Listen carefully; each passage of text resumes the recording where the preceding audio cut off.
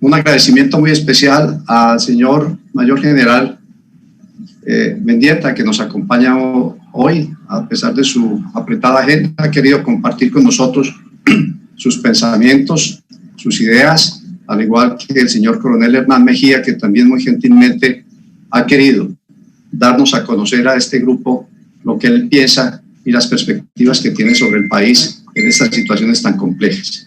Hemos limitado esto a 100 personas. Sé que hay muchas más que estarían interesadas, pero se quedaron sin sillas en el auditorio. Queremos agradecer de parte del equipo, que son los integrantes de la plancha número 3 para la conducción de ACORE, al señor Coronel Eduardo Espínola, al señor Mayor William Novoa, que nos ha facilitado la comunicación extra Zoom, al señor Coronel Javier Velázquez de la Policía, quien ha sido un excelente puente y colaborador en las tareas que ha adelantado este grupo. Sin más, y haciendo una breve alusión a lo que nosotros pretendemos con esto, déjenme empezar diciéndoles que el equipo, los miembros de la plancha número 3, que aspiran a llegar a la conducción de ACORE, tienen una claridad meridiana sobre lo que la reserva activa significa para el futuro del país, de manera particular en las circunstancias tan difíciles por las que estamos atravesando. Si bien ACORE y el equipo no toman partido político, partidista con ninguno, sí consideran que es su obligación institucional y moral observar, escuchar y oír a todos los candidatos y diferentes organizaciones de la reserva que aspiran a ocupar cargos de elección popular o cargos en el Ejecutivo por nombramiento dentro del aparato político del país. Hemos escuchado aquí soldados, suboficiales, oficiales, hemos escuchado de las diferentes fuerzas, organizaciones, movimientos. No nos alcanza el tiempo para incluir a esa miríada de más de 60 organizaciones que hay en el país ahora tratando de estructurarse para dar una batalla política que se avisora compleja y difícil. Dentro de ese programa, en la tarde de hoy vamos a escuchar 2 hombres que han sido, uno de ellos fogueado ya en la arena política, otro con unas aspiraciones que han llegado hasta cierto punto a mesmerizar esa inconformidad nacional que hay contra un estado de cosas que yo creo que la mayoría de los que estamos aquí no compartimos. La corrupción de las altas cortes, la corrupción en otras instancias del Estado, inclusive en la vida privada, en la empresa privada, el avance sistemático, metódico, paulatino de las organizaciones de izquierda, el avance de todas las formas de lucha del comunismo internacional con una estructura en el Congreso y otra estructura armada en la periferia de los centros vitales del país, es inaceptable. De modo que ante ese panorama realmente agravado por las consecuencias que nos va a traer el asunto de la pandemia, es muy importante que todos escuchemos con sensatez, sin apasionamientos, con el cerebro conectado, personas como las 2 que vamos a oír hoy, que tienen propuestas que vale la pena escucharlas, sopesarlas y frente a ellas tomar decisiones.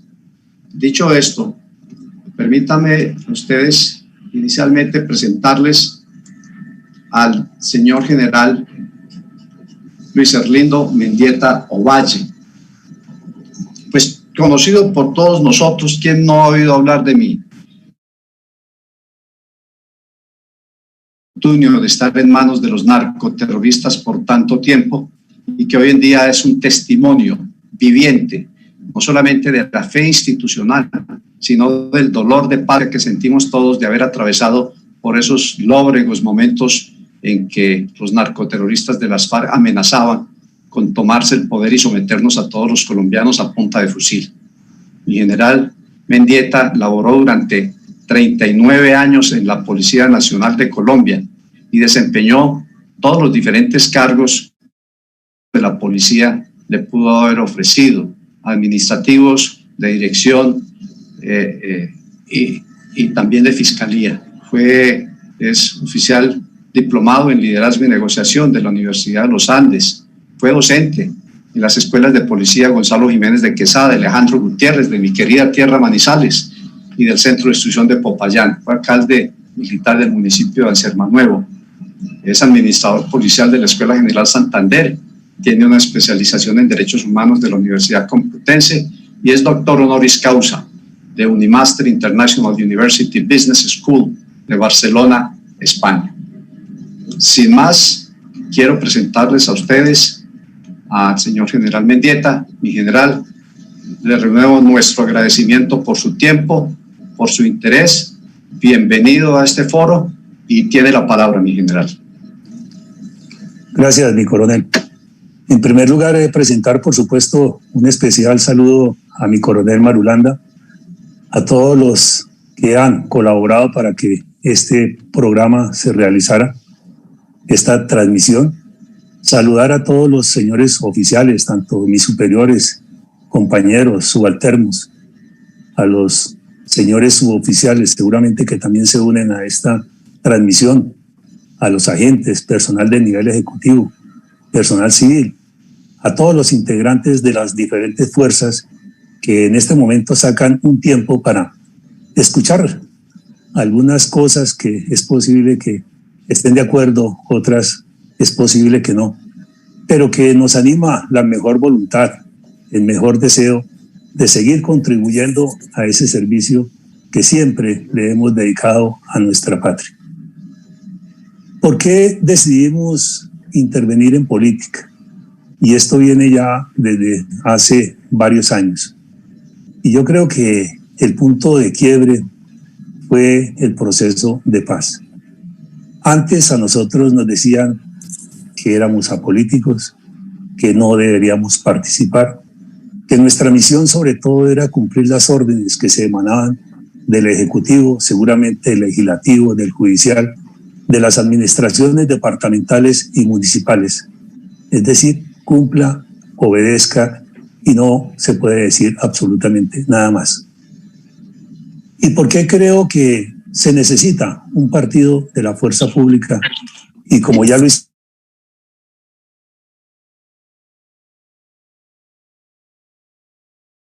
pues es un movimiento en conformación y que lo llamamos Patria Nueva.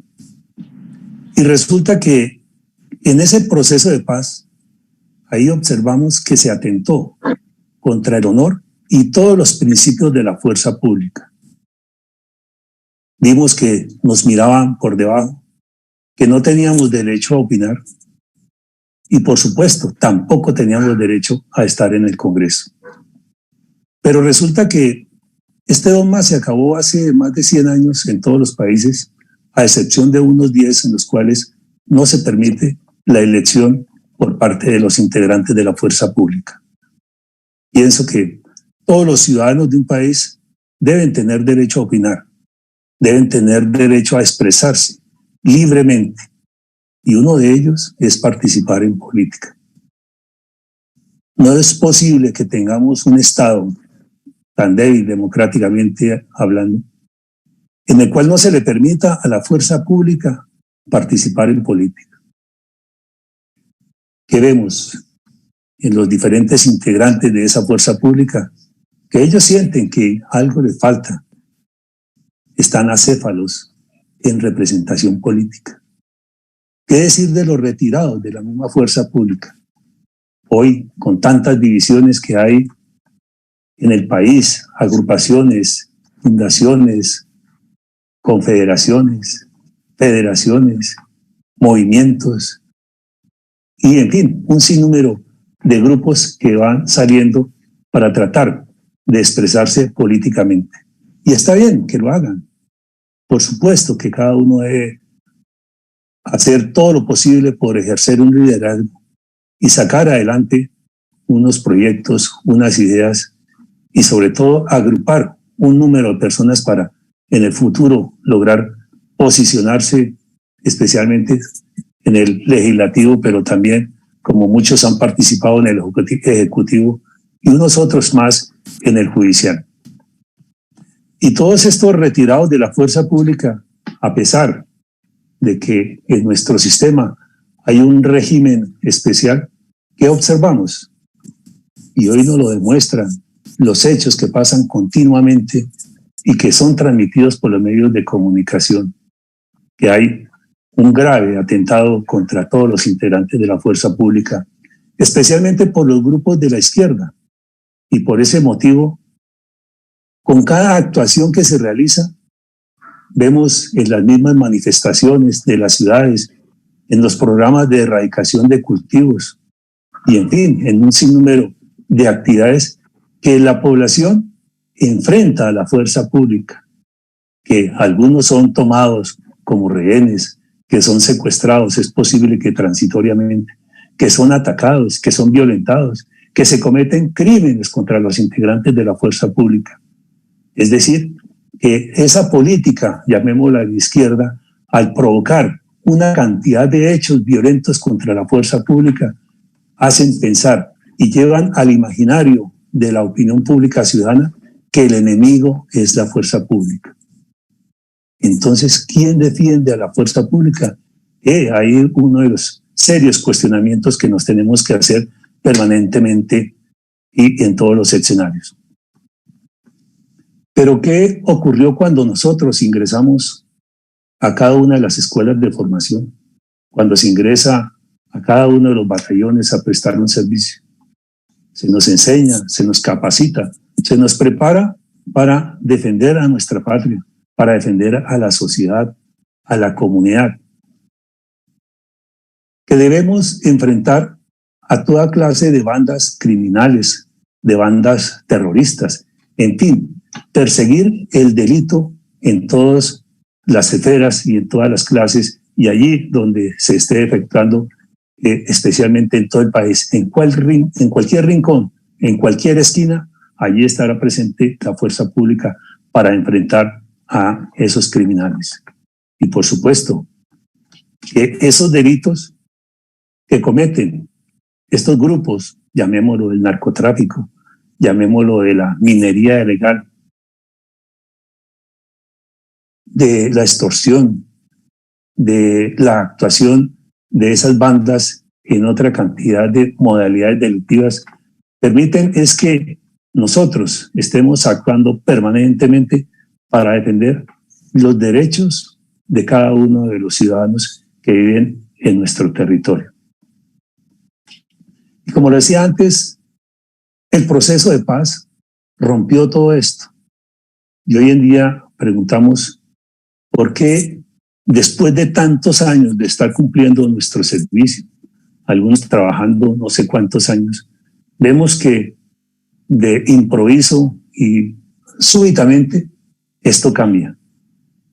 Y se inicia un proceso de paz que, como ustedes bien lo saben, todo acuerdo de paz es un acuerdo de las élites. Y esas élites se reúnen para que se establezcan los principios y, por supuesto, para proseguir en un proceso de paz. Esto, pues, obviamente es permitido por el derecho internacional humanitario. Pero aquí, ¿qué pensaría? Que esas élites se tomaron la vocería de los integrantes de la fuerza pública, es decir, que actuaron sin el consentimiento de todos los que conforman las diferentes fuerzas. ¿Por qué? Porque no teníamos ese derecho a elegir. Aquí se rompe esa situación democrática porque nosotros no participamos democráticamente en esa atribución que se tomó el Ejecutivo de iniciar un proceso de paz. No. Seguramente muchos de los que participaron en esos diálogos de paz, en ese proceso, no tuvieron en cuenta los derechos políticos de los integrantes de la fuerza pública. Diríamos que esta no es una opinión válida, o no sé por qué actuarían, si por desconocimiento o por otras causas, pero aquí no hubo el pronunciamiento ni la consideración de lo que tenían que proponer los integrantes de la fuerza pública.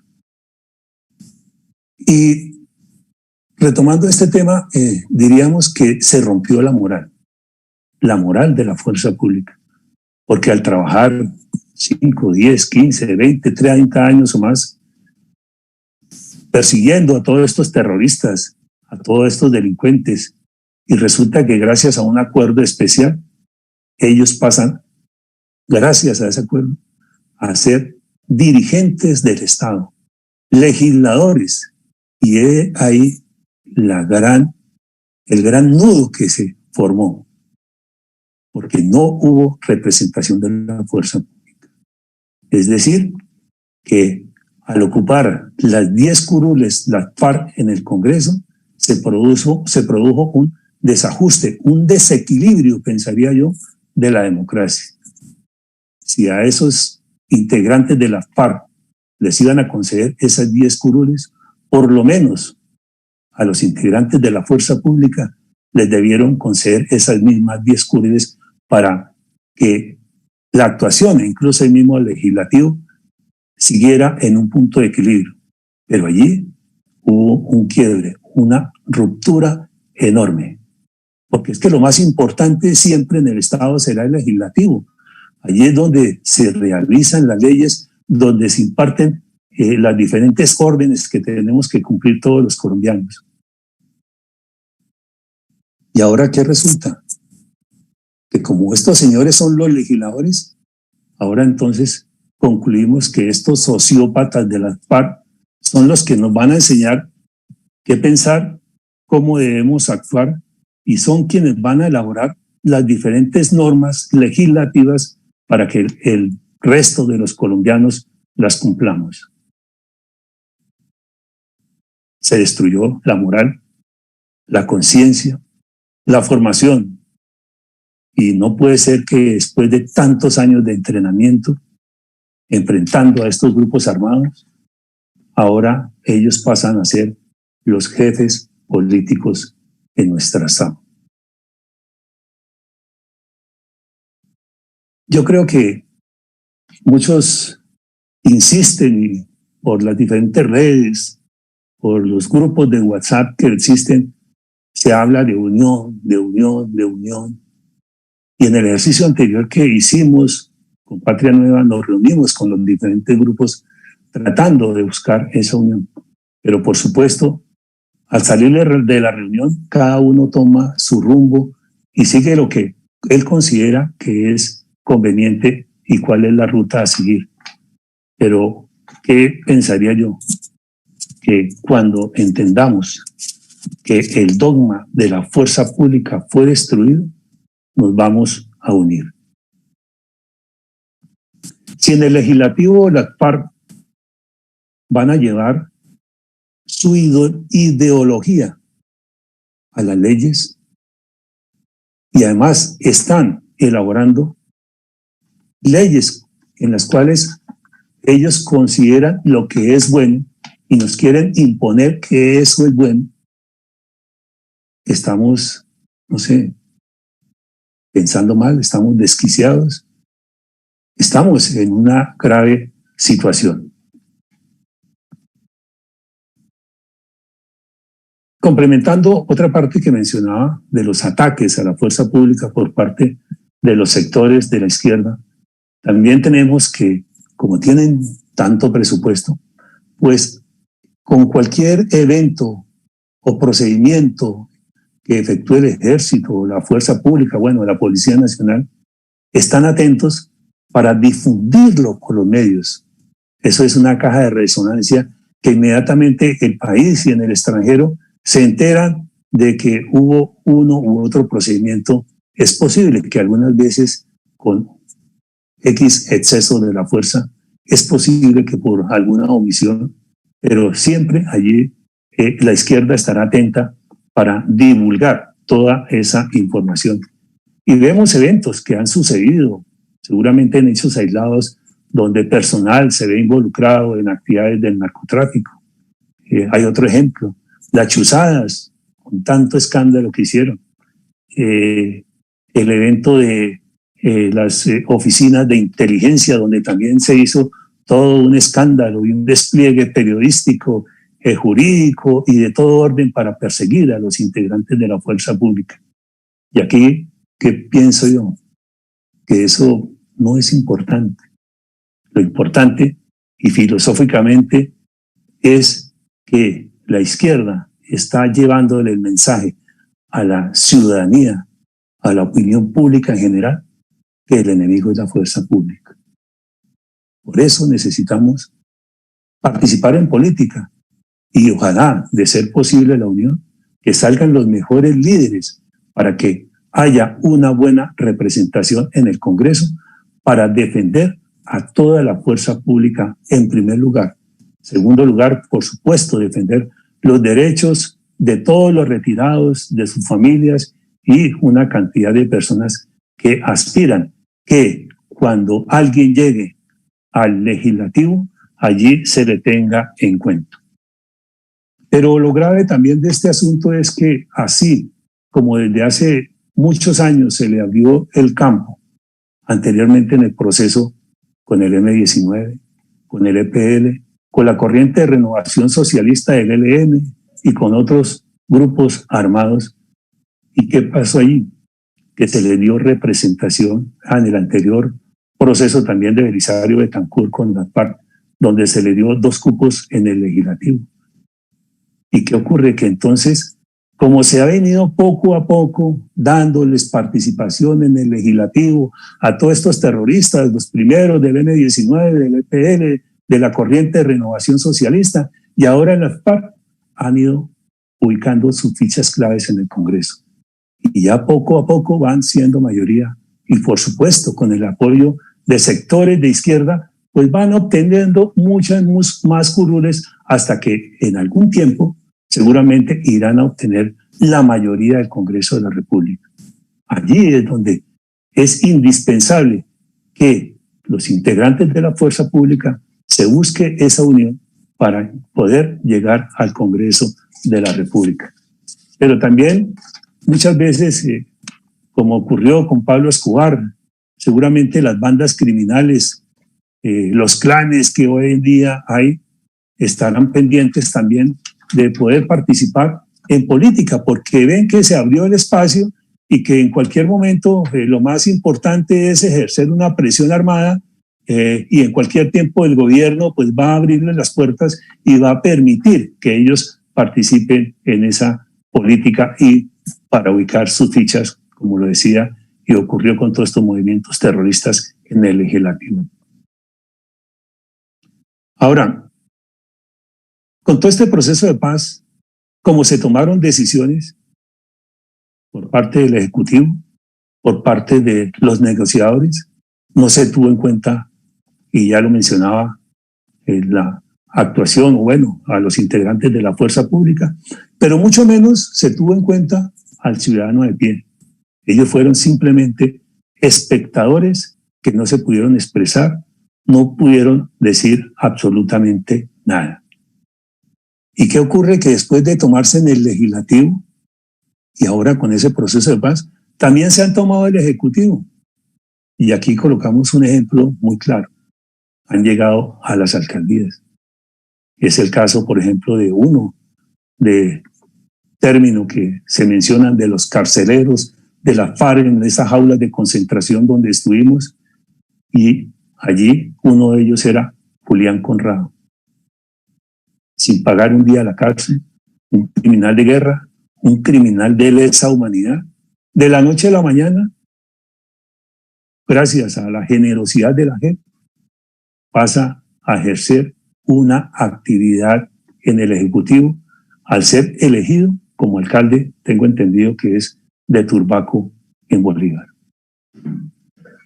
No se le aplicó justicia, no pagó un día de cárcel, no contribuyó con la verdad, no se le aplicó justicia, tampoco ofreció garantías de reparación, menos garantías de no repetición, pues porque pienso yo que siguen perteneciendo a estos grupos armados. A nosotros nos enseñaron a defender el orden constitucional, a defender las leyes, las normas, todo lo que en general les pide el Congreso, y el ejecutivo, y por supuesto el judicial y el administrativo con las gobernaciones y alcaldía. Pero ¿qué ocurre? Que ahora estos señores de las FARC están por encima, están en el legislativo haciendo leyes. Y por esto concluimos que ese proceso, su finalidad fue diseñado para acabar y para hundir la moral de la fuerza pública. Se les dio el poder a los criminales de pasar directamente al poder sin el consentimiento del pueblo. Porque recordemos que se hizo el plebiscito y allí no se aprobó. Es decir, que ese poder se lo dieron el presidente Santos y los negociadores. Por lo tanto, el servicio que prestábamos todos los policías, los soldados, que seguramente estábamos en un territorio o en otro, de un momento a otro, todo esto se destruye. ¿Y qué pasa? Que a nosotros nos enseñaron desde las escuelas de formación y hicimos un juramento a la bandera, jura proteger la vida, honra y bienes de todos los colombianos, que vamos a trabajar en las diferentes áreas, nos envían a zonas de orden público, tenemos que combatir a todos los que en su momento se dice que son malos, a todos estos delincuentes que utilizan armas ilegales, que permanentemente están transgrediendo el Código Penal y toda la normatividad nacional y nacional. Pero ahora resulta que, amparados en el derecho a la rebelión, todos sus crímenes fueron adjuntados o anexados a ese delito de rebelión. Quedaron como conexos. Y, como ya lo he mencionado, ahora son los jefes políticos, gracias a que cometieron delitos políticos cuando vemos que han cometido crímenes de guerra, crímenes de lesa humanidad, y que no se podía declarar como delito conexo al delito político todos esos crímenes atroces que cometieron. Pero entonces viene también nuestro cuestionamiento. ¿Será que en el mañana también habrán jefes que seguramente irán a participar en el legislativo? ¿Que todos estos criminales irán a ocupar cargos a nivel político? Preocupa, ¿no? Que todos estos criminales ya en el legislativo no vayan a responder por todos esos delitos que cometieron.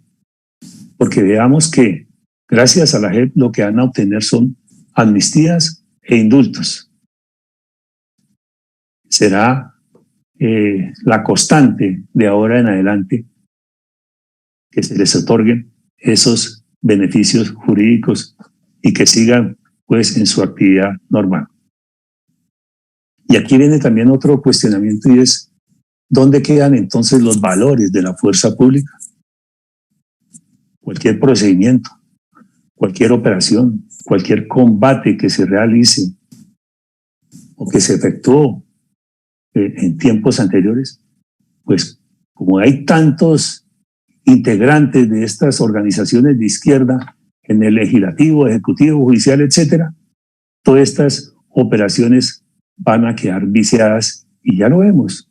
Y en el futuro pienso que mucho más, porque todos estos procedimientos que se realizaron, ahora quienes los efectuaron, lo que hacen es enfrentar permanentemente a la justicia ordinaria, a la justicia especializada y hoy en día a la JEP. Es decir, que los integrantes de la fuerza pública ahora tienen que responder en diferentes procesos penales por todas esas operaciones que realizaron. Y aquí, hace unos años también lo decíamos cuando estaba el proceso de paz, de cómo los integrantes de la izquierda se desplazaban por las diferentes cárceles contactando a soldados, a policías, al personal de base, y cuáles eran las consignas que allí les decían o sus informaciones que les transmitían. Era que delataran a sus jefes, que sindicaran a sus jefes de determinadas actuaciones delictivas por hechos en los cuales participaron. tomando como ejemplo y de acuerdo a algunos requerimientos que me hicieron cuando estaba en todo este proceso de paz, buscando esa representación de las víctimas, pero especialmente después cuando la Secretaría Ejecutiva de la JEP comenzó a dar libertades, vimos cómo los integrantes de la FARC inmediatamente les daban la libertad y a los integrantes de la fuerza pública no. Es decir, que allí había una medida de justicia con un doble rasero.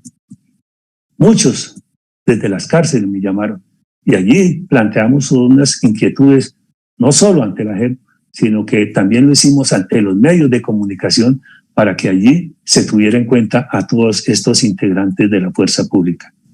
¿Y hacia el futuro qué vendrá? Yo creo que va a ser difícil la situación con la JEP.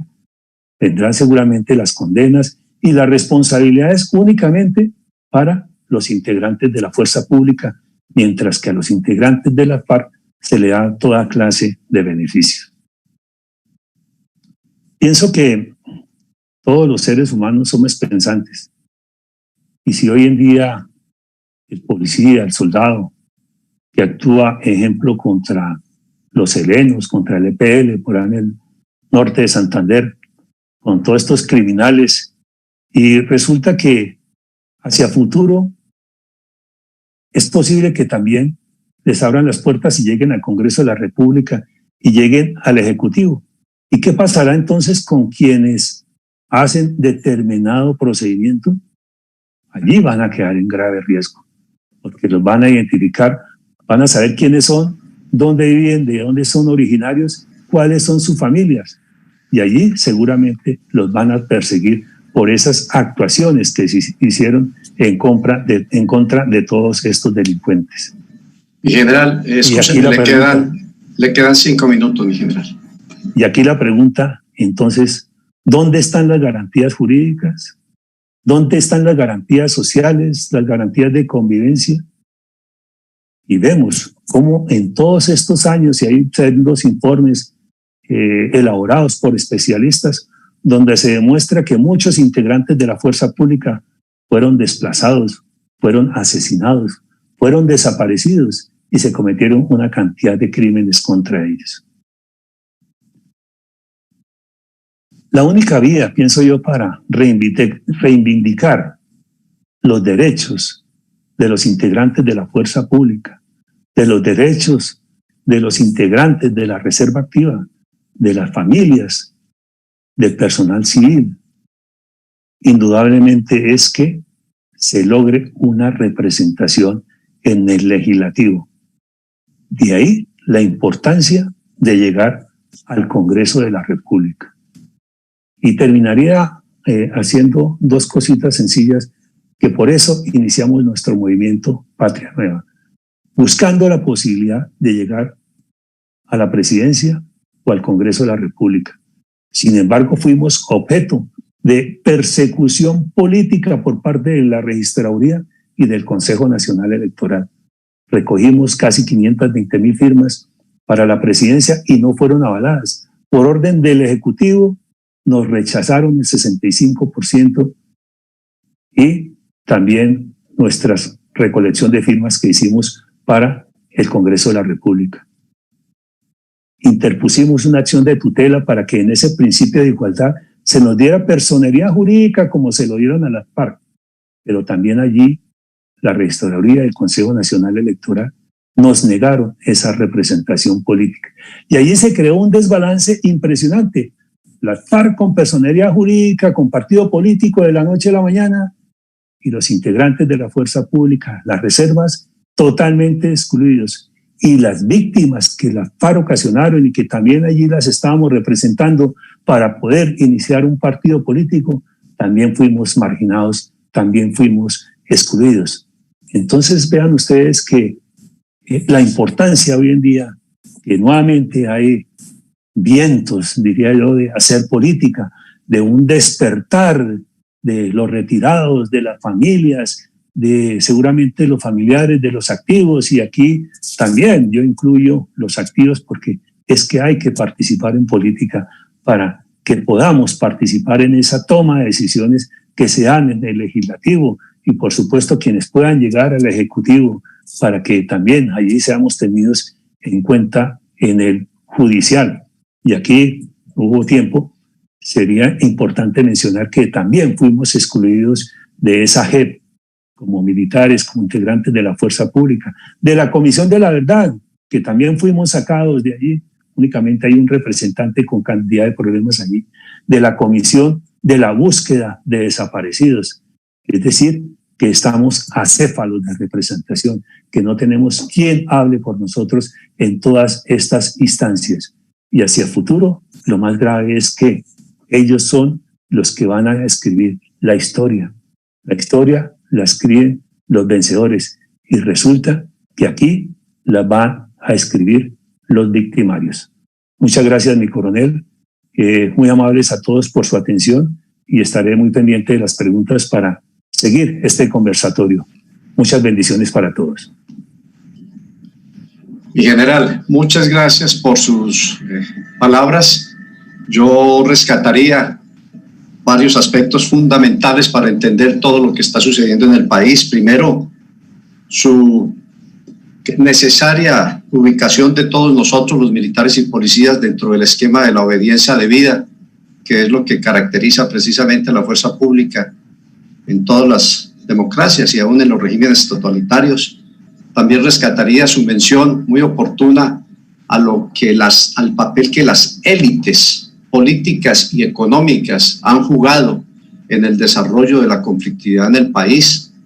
También es muy importante rescatar algo que usted mencionó en varias oportunidades, cuál es el papel de los medios, especialmente de la gran prensa, que de manera inconsciente o irresponsable, o de manera consciente y mercenaria, han venido ayudando a que se forme toda esta burbuja de descontento que hay en el país y de desconcierto dentro de los encargados de la defensa y la seguridad nacional.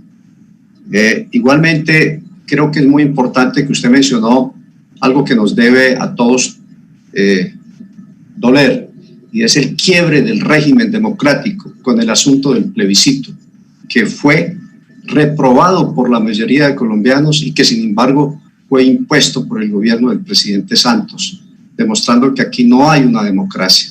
Eso es sumamente grave, que unas cortes cooptadas y un Congreso comprado hayan permitido que se quiebre la verdadera voz soberana del pueblo que se manifestó en ese plebiscito. De modo, mi coronel, que nuestros mejores deseos porque Patria Nueva logre llegar a las metas que se ha propuesto. Estamos totalmente de acuerdo con usted en que es necesario que toda la reserva activa, en primer lugar, trate de unirse y en segundo lugar, pueda llegar a áreas de decisión política, tanto en el legislativo como en el ejecutivo. Muchas gracias, mi general, por sus palabras, y vamos a escuchar a continuación al señor coronel Hernán Mejía, otro de los hombres que ha salido a la palestra recientemente y que ha llamado mucho la atención. Hernán Mejía Gutiérrez es un señor coronel del arma de artillería que permaneció 40 años en servicio. Es abogado especializado en derecho penal, derecho probatorio, derechos humanos y derecho internacional humanitario. Tiene también especializaciones en geopolítica, guerra política y operaciones psicológicas. Ha sido herido en combate varias veces. Estuvo 10 años físicos privado de la libertad por operaciones militares sin condena en firme hasta el día de hoy. Mi coronel Mejía, un placer tenerlo con nosotros. Gracias por su tiempo. Como soldados sentimos el empeño suyo como un empeño de todos y creemos que usted puede jugar un papel fundamental en los tiempos que se aproximan. Tiene la palabra, mi coronel. Buenas tardes, mi coronel Marulanda. Gracias por hacer posible con todo su equipo esta gran reunión. Distinguidas damas y grandes patriotas que se encuentran en esta sala virtual en el día de hoy.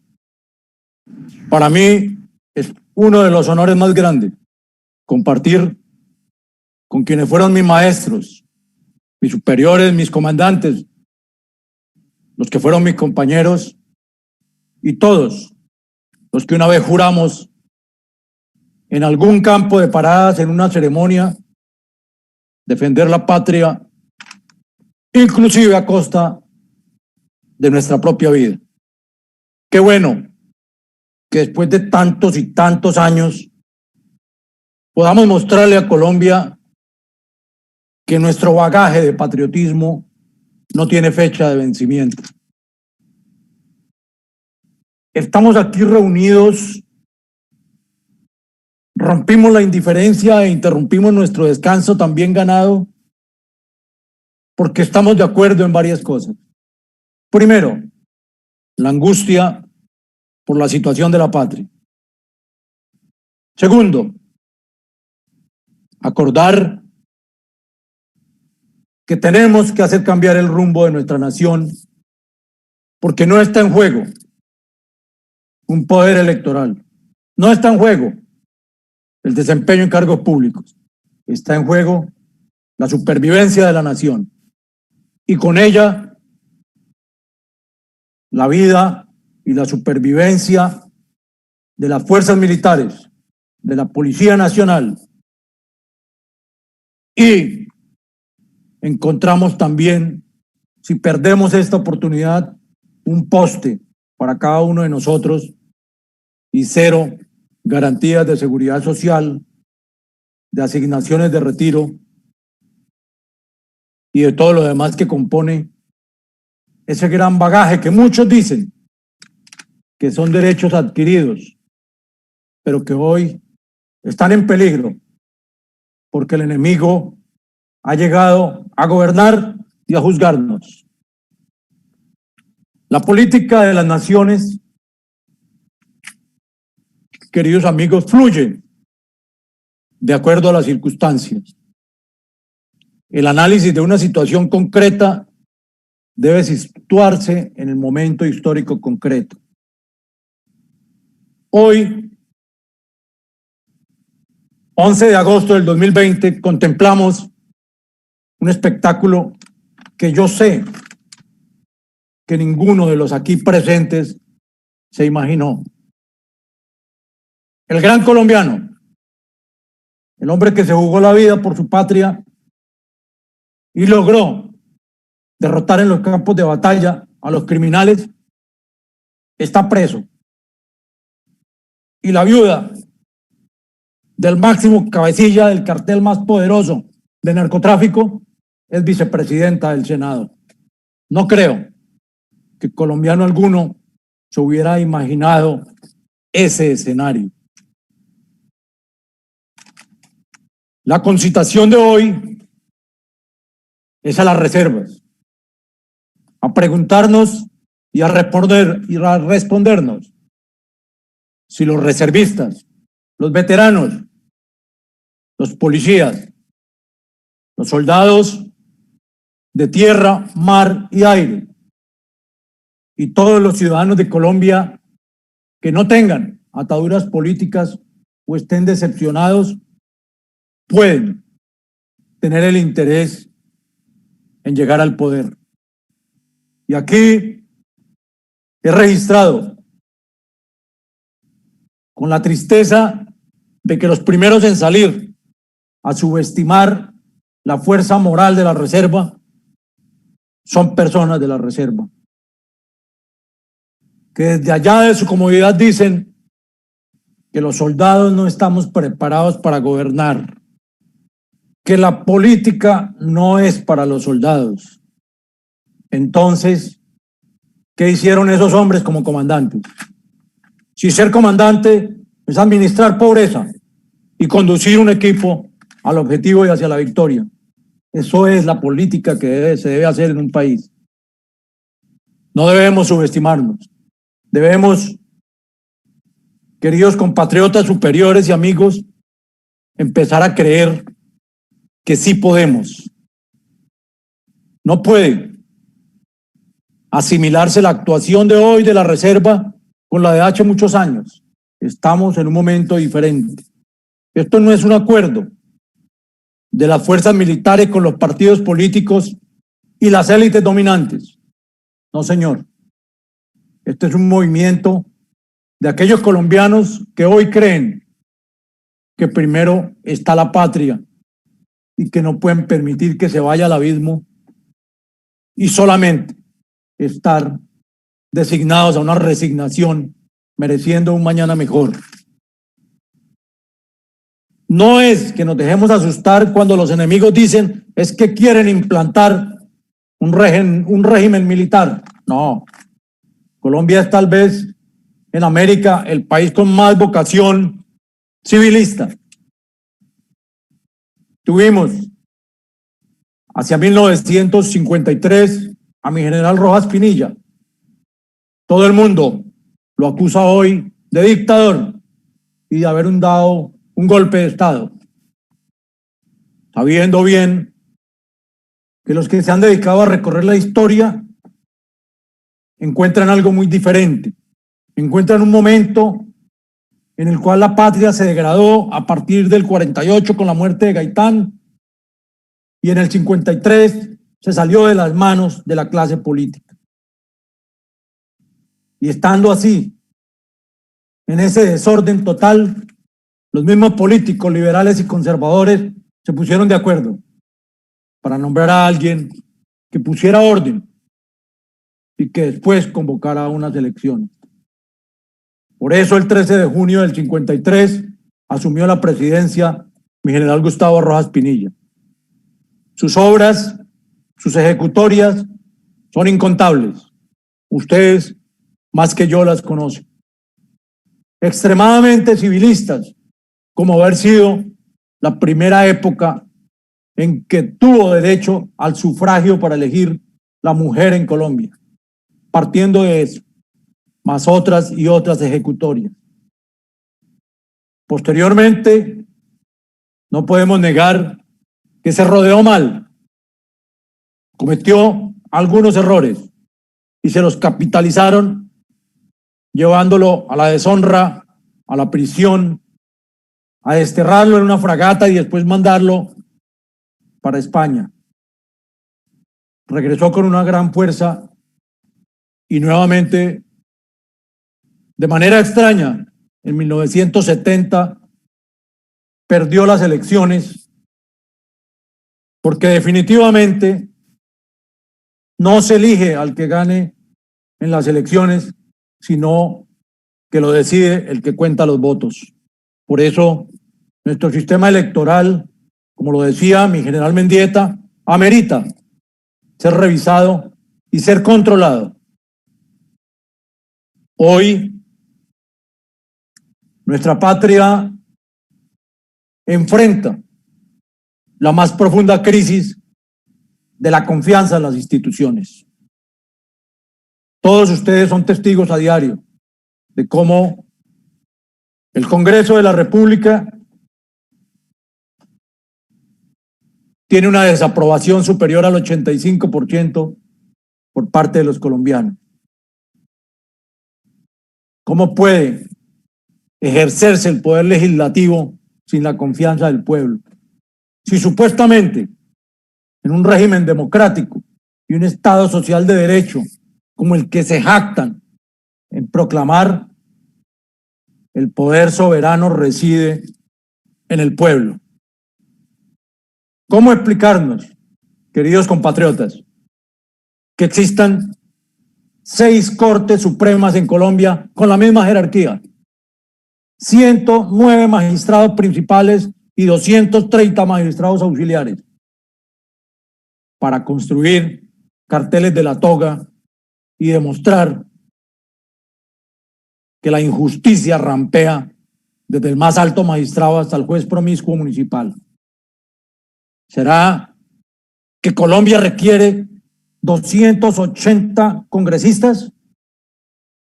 ¿O eso es parte del pastel de la burocracia? Todo eso exige, con mucho estudio, pero con mano muy firme, que las instituciones de Colombia se aconducten, se reformen.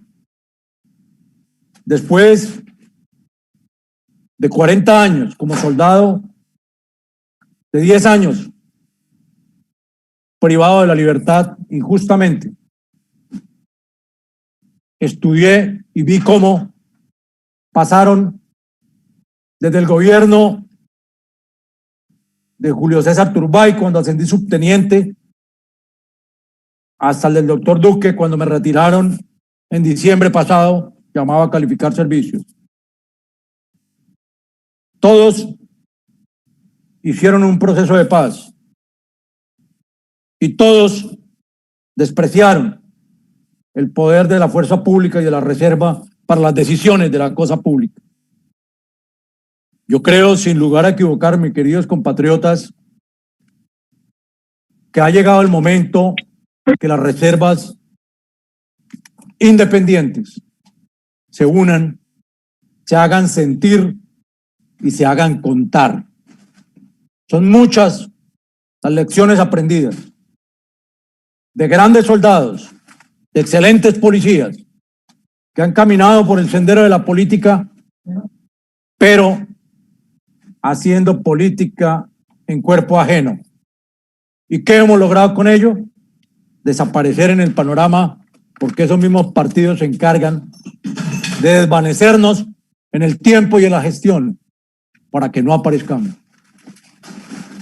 Hoy, con este movimiento de Primero la Patria, de Colombia no se arrodilla, queremos significar que la angustia y nuestro juramento debe ser renovado y nos debemos unir.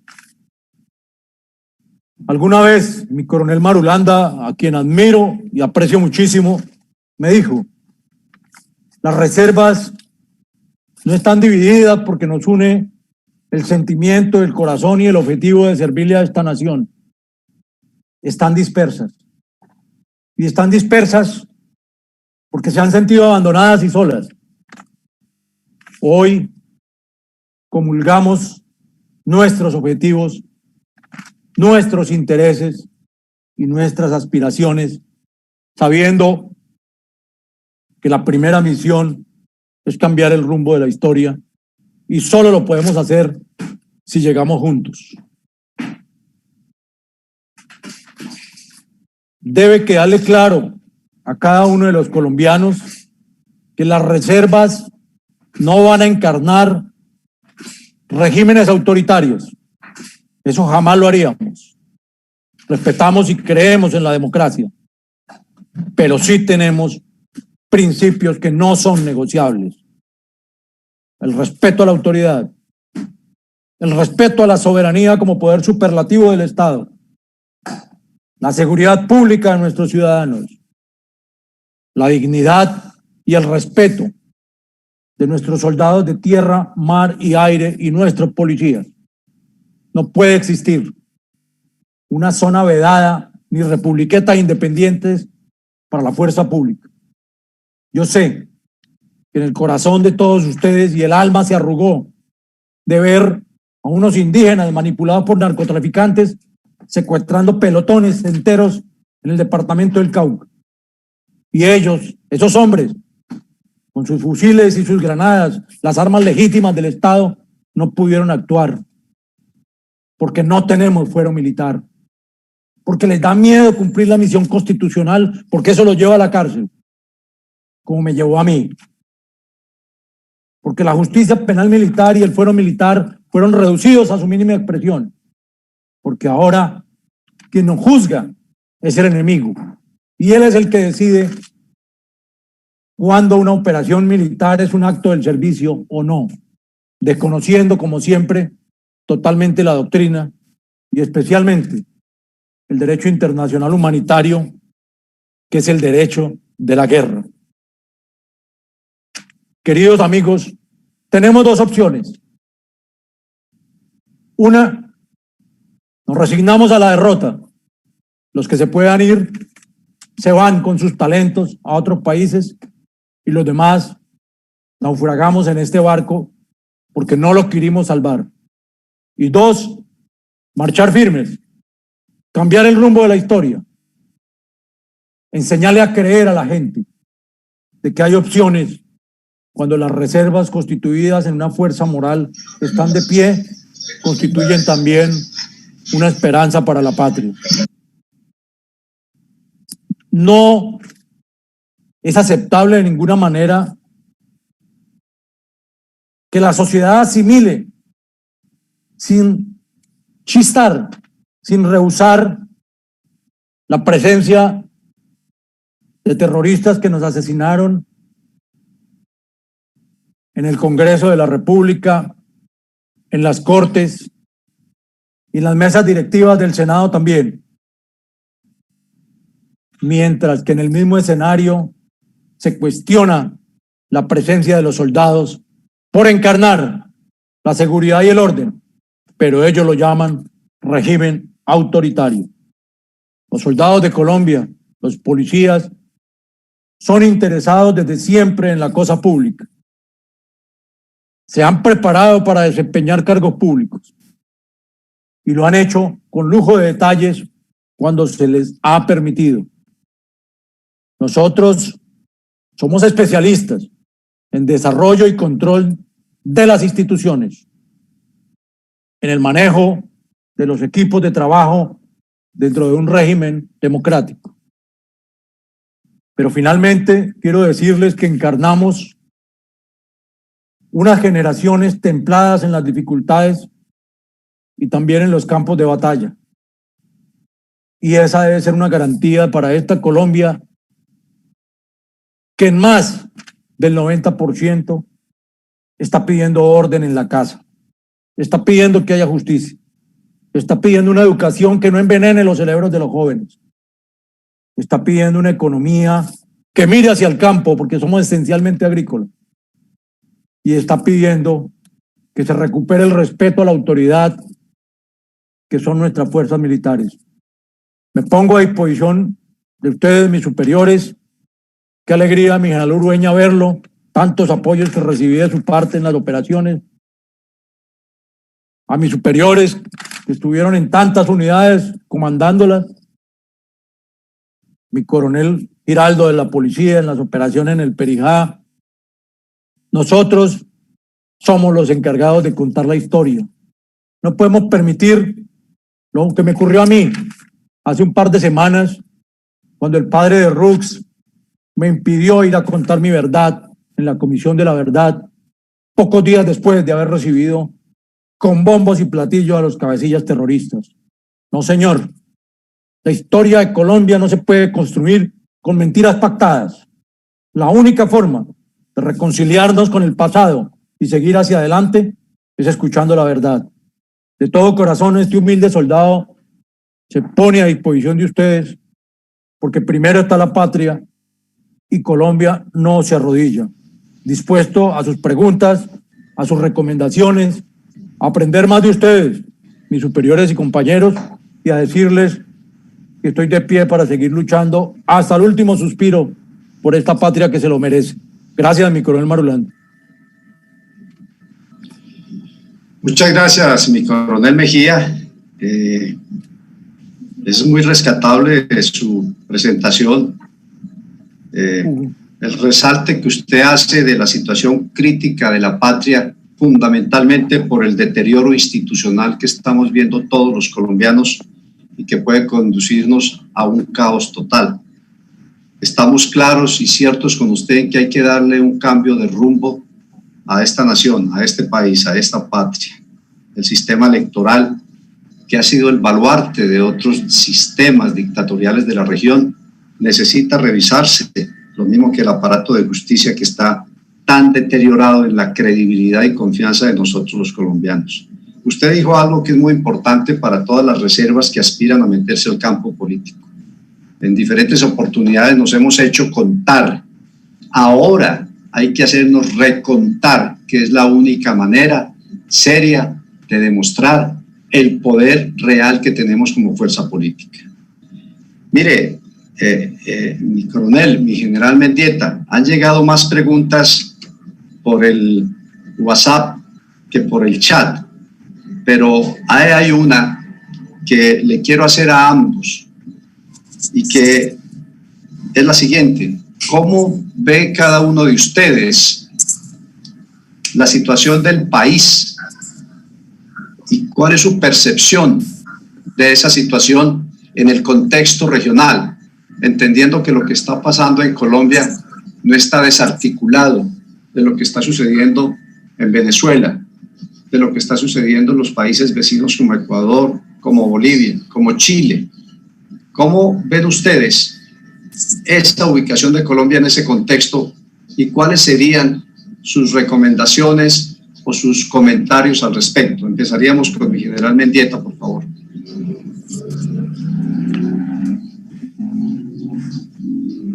Eso hace parte de la estrategia internacional comunista. Desde que estábamos por allí en esas jaulas de concentración, allí a uno de los guerrilleros le di un libro cuyo título era ¿Por qué se perdió Chile?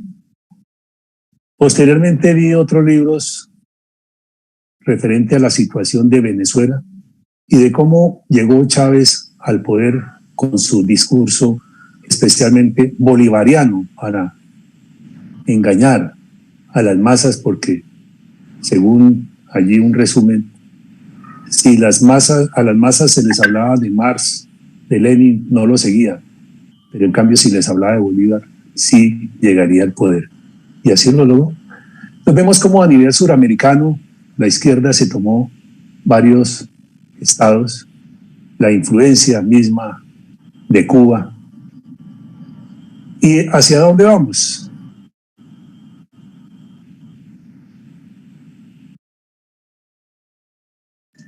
En general, se cerró su micrófono, por favor, lo abre. ¿Sí me escucha? No sí, señor, lo escuchamos. Y entonces no sé por qué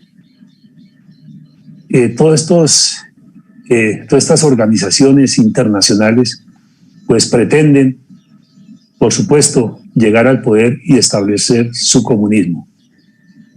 Nuestras recomendaciones que podríamos formular, por supuesto, es defender nuestra democracia. A nivel de la fuerza pública, participar en política, pero hacernos fuertes, ya lo decía mi coronel Marulanda, hacernos contar los retirados, los familiares de los que están en actividad, pero sobre todo motivar a la población civil. Yo creo que todos hemos ejercido alguna línea, bien sea de comandante de estación, de subestación, comandante de batallón, de brigada, de división, y allí siempre se trabajó con la comunidad. Es hora de recorrer nuevamente esos pasos y motivar a esas comunidades, a los empresarios, a los industriales, a los comerciantes, de hacerles ver a qué nos podemos enfrentar en el futuro. El ejemplo lo tenemos aquí en la puerta del vecino con la situación venezolana. El ver por nuestros campos, por nuestras ciudades, el gran desfile de todos estos venezolanos buscando un trabajo, buscando un pedazo de pan, un alojamiento, un sitio donde quedarse. Eso no se le desea a nadie. Y ahí me hace recordar la situación de las jaulas de concentración. Allí vivimos en la miseria, en la absoluta miseria, en el fango, en el barro, donde teníamos toda clase de carencias y necesidades y no se suplían debidamente. Y por eso a eso tenemos que apuntarle para hacerle ver a la opinión pública nacional que no podemos llegar allí a esa situación de volver a estar en esas condiciones infrahumanas y sometidos a esos tratos crueles, inhumanos y degradantes que seguramente es lo que nos quiere imponer la izquierda a nivel suramericano y en este caso a Colombia. Muchas gracias, mi general. Mi coronel Mejía, por favor, la misma pregunta.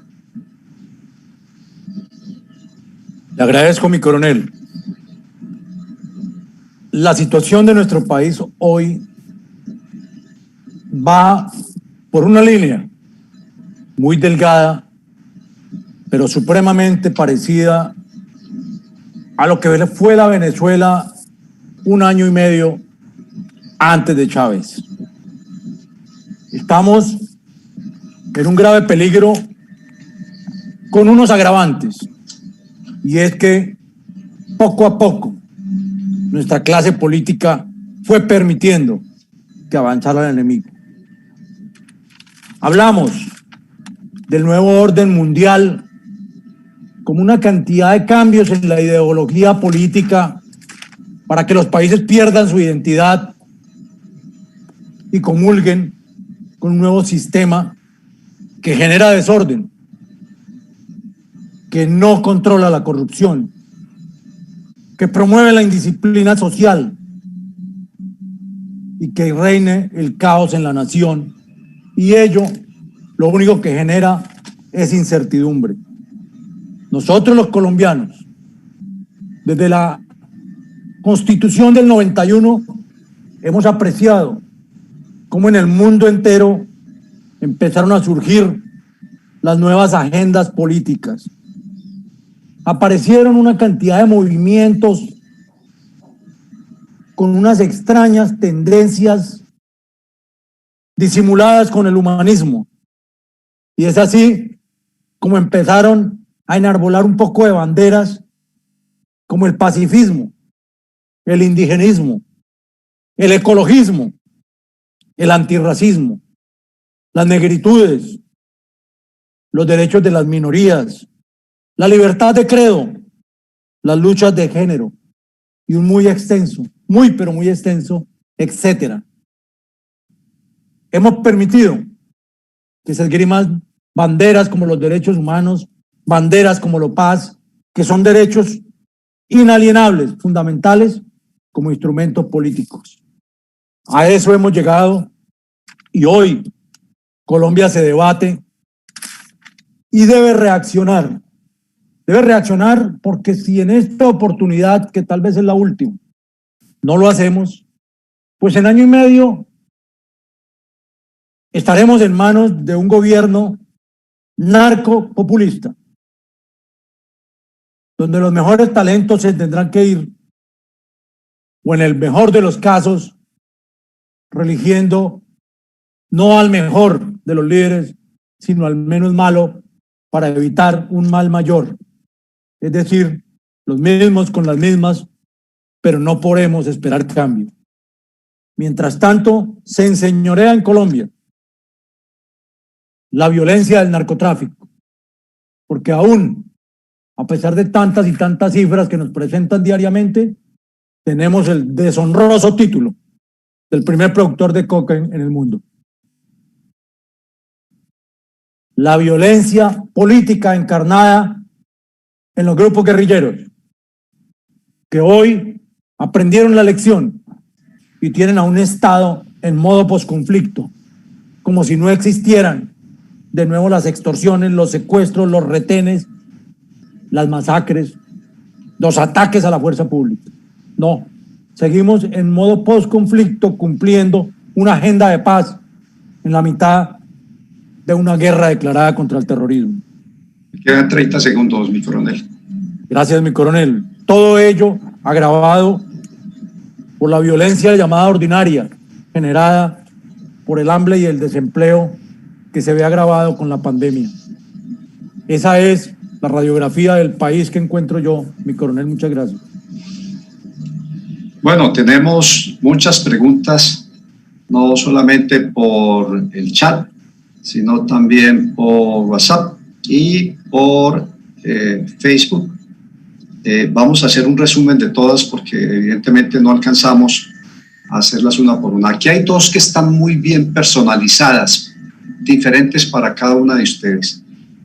La primera es para mi general Mendieta, en donde alguien manifiesta aquí que asistió hace poco a una reunión en donde mi general estaba y que el comentario de esa reunión fue: policía vota policía.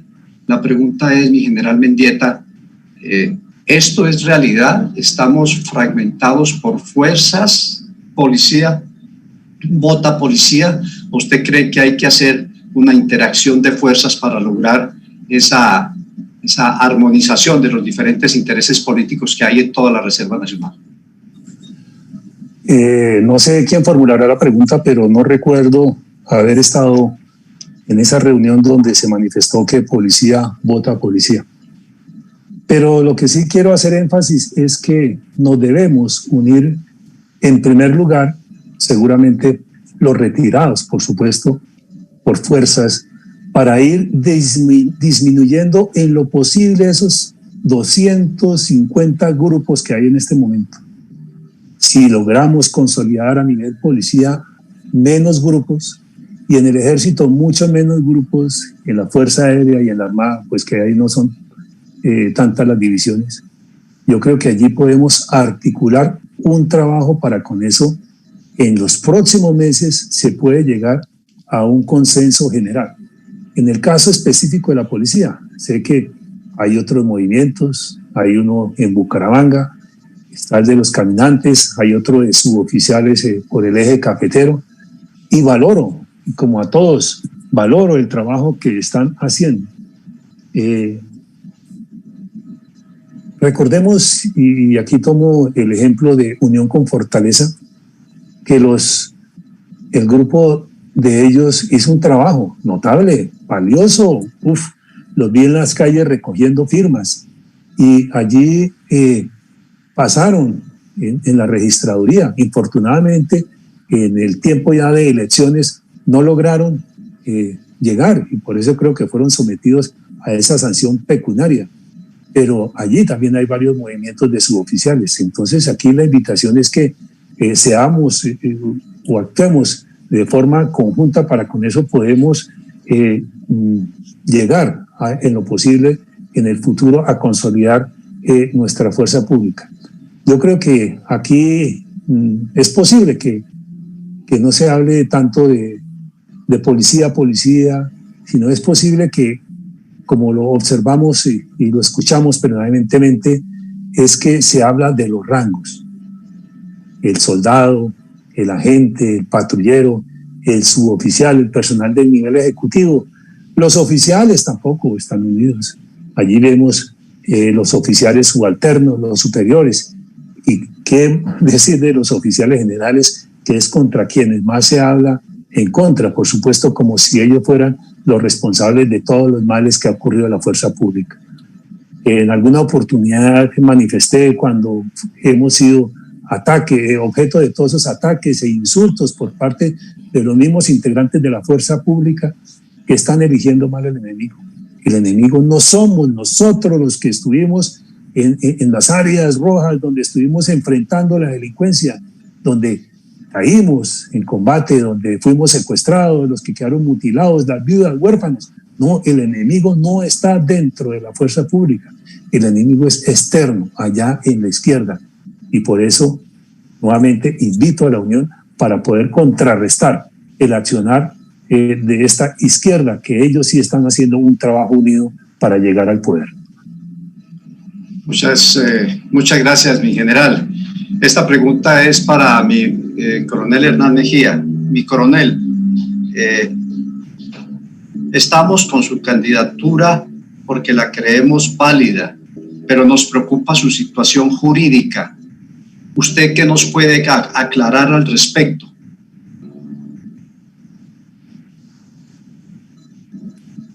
Gracias, mi coronel, por la pregunta.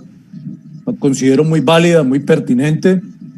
Y repito la respuesta que le he presentado a todos y cada uno de aquellos que tienen esa incertidumbre.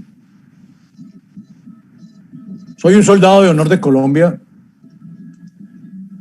Enfrenté con dignidad todos y cada uno de los procesos que fueron montados contra mí. Hasta hoy, a pesar de haber pagado 10 años en prisión preventiva, no hay una condena en firme contra Hernán Mejía. Como abogado, como especialista en derecho penal probatorio, mal haría en estar aquí tratando de liderar algo de lo cual no soy capaz jurídicamente.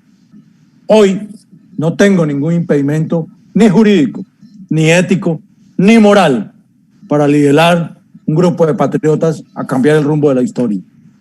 Ahora, triste también que se presente en esa balanza Timochenko como candidato a la presidencia, que hubiera podido ser presidente en el 2018, con más de 300 años de condenas en firme, debidamente ejecutoriadas, que no ha pagado un día de prisión por todos sus crímenes y tenía la legitimidad para ser presidente de Colombia. Mal podríamos descalificar a un soldado que ni siquiera ha sido vencido en juicio, que no ha sido derrumbada su presunción de inocencia, pero que pagó el máximo por enfrentar con dignidad la infamia. He acudido a los tribunales de la infamia y continuaré asistiendo con la frente en alto hasta que se reconozca la verdad. No existe una prueba contra el coronel Mejía.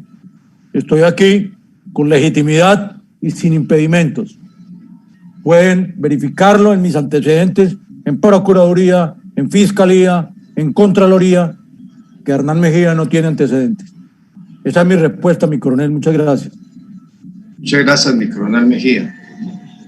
Rescato de las dos respuestas de ustedes anteriores dos cosas. Primero, la que dice el señor coronel Mejía, de que estamos en las reservas cambiando el vocabulario y de esta manera tratando de cambiar la realidad. La reserva, para nosotros los del equipo, no está dividida, está dispersa. Y así hemos venido cambiando muchos otros términos que nos hacen más daños que verdad. Eso lo aclaró el señor coronel Mejía. Pero también mi general Mendieta dijo un término que nosotros utilizamos mucho. No queremos articular, no queremos unificar la reserva, pero sí queremos articular los diferentes movimientos y grupos que han venido surgiendo a lo largo y ancho del país y que son un número crecido. Estas dos cosas se conjugan para la siguiente pregunta que va para ambos. El pronóstico no es bueno en Colombia. El pronóstico es que si las cosas siguen como van, sin un aparato de justicia que brinde pronta y rendida justicia a los colombianos y un aparato de seguridad que se haya venido desmoronando y el efecto del narcotráfico, vamos a tener un nuevo ciclo de violencia en el país, a nuestro modo de ver, más crudo que el anterior. ¿Cuál es su visión sobre el reinicio de la violencia en el país y qué haría usted para frenar o eventualmente manejar esa violencia que se ve en el horizonte? Mi coronel Mejía, por favor.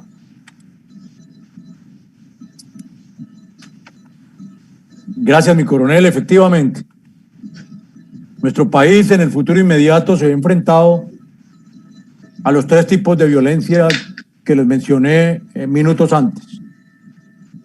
La violencia del narcotráfico, por cuanto para nadie está oculto que el narcotráfico es el combustible de todas las tragedias y de todos los conflictos. Desafortunadamente, también dentro de ese grupo de narcotráfico está metida la clase corrupta política de Colombia.